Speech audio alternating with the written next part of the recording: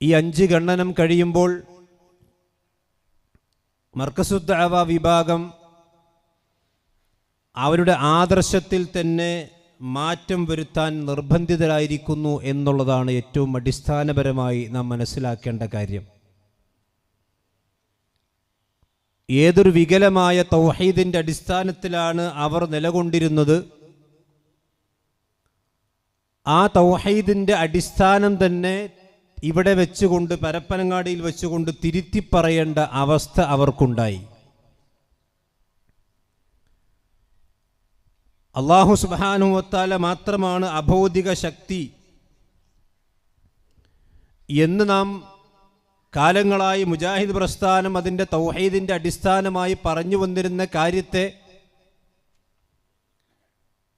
അഭൗതിക ശക്തി അല്ലാഹു മാത്രമല്ല എന്നു പറഞ്ഞ് ജിന്നിനെയും മലക്കിനെയും ഒക്കെ അഭൗതിക ശക്തികളാക്കി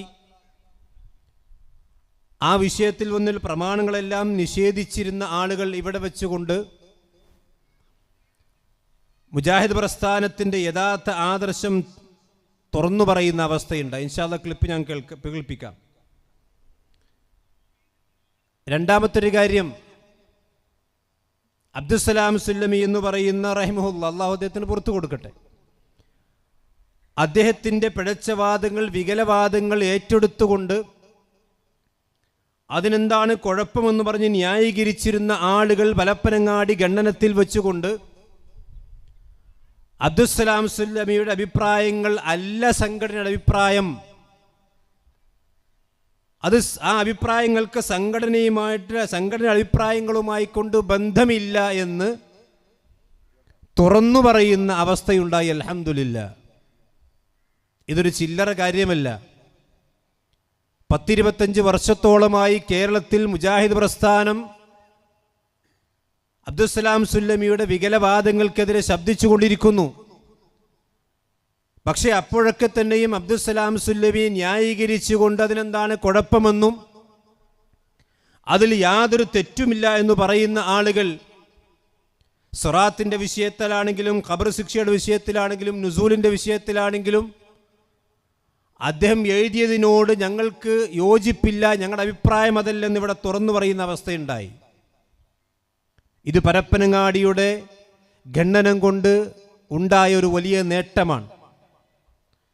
മൂന്നാമത്തെ കാര്യം, മർക്കസുദ് ദഅവയുടെ പ്രസിഡന്റ് ഒരു ലേഖനമെഴുതി ശബാബിൽ ഹദീസുകൾ നിഷേധിച്ചുകൊണ്ടും പരീക്ഷിച്ചുകൊണ്ടും ലേഖനമെഴുതിയപ്പോൾ പരപ്പനങ്ങാടിയിൽ ഖണ്ഡനം നടക്കുന്ന സമയമായതുകൊണ്ട് നമ്മളത് അത് പിടിച്ചു. ഉടനെ തന്നെ പ്രസിഡന്റ് തിരുത്തേണ്ടി വരികയും അദ്ദേഹത്തിൻ്റെ സ്ഥാനം തന്നെ രാജിവെക്കുകയും ചെയ്യേണ്ട അവസ്ഥയുണ്ടായി. ഇപ്പോൾ ശബാബിൽ ഈ ഖണ്ഡനം നടന്നതിന് ശേഷം വിവാദപരമായിട്ടുള്ള ഹദീസ് നിഷേധപരമായ ലേഖനങ്ങൾ താരതമ്യേന കുറവാണ്. എന്താ കാരണം? അത് പരപ്പനങ്ങാടിയിൽ മറുപടി പറയേണ്ടി വരും. അതുകൊണ്ട് തന്നെ നല്ലോണം സൂക്ഷിച്ചുകൊണ്ടാണ് ഇപ്പോൾ ശബാബിൽ പ്രത്യേകിച്ച് മൊയ്തീൻ സലീമുടെയൊക്കെ ലേഖനങ്ങൾ കൊടുത്തുകൊണ്ടിരിക്കുന്നത്. അൽഹംദുലില്ലാഹ്. ഇത് പരപ്പനങ്ങാടി കൊണ്ടുണ്ടായ വളരെ പ്രധാനപ്പെട്ട ഒരു നേട്ടമായി നമ്മൾ മനസ്സിലാക്കണം. അതേപോലെ തന്നെ നാലാമത്തെ കാര്യം, മുമ്പ് നിഷേധിച്ചിരുന്ന, പരസ്യമായിക്കൊണ്ട് നിഷേധിച്ചിരുന്ന പല കാര്യങ്ങളും ഇപ്പോൾ ആ രീതിയിൽ നിഷേധിക്കാൻ അവർക്ക് ധൈര്യമില്ല. ഉദാഹരണം കണ്ണേർ.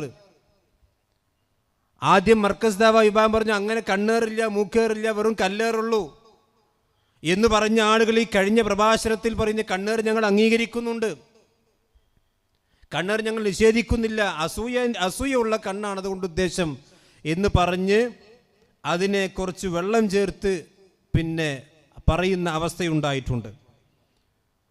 അതുപോലെ തന്നെ അഞ്ചാമത്തെ കാര്യം, സംസം വെള്ളത്തിന് യാതൊരു പുണ്യവുമില്ലെന്ന് എഴുതി വെച്ച ആളുകൾ ഖണ്ഡനം മുന്നോട്ട് പോയപ്പോൾ അതിൻ്റെ ചില കാര്യങ്ങളൊക്കെ ഞങ്ങൾ അംഗീകരിക്കുന്നുണ്ട്.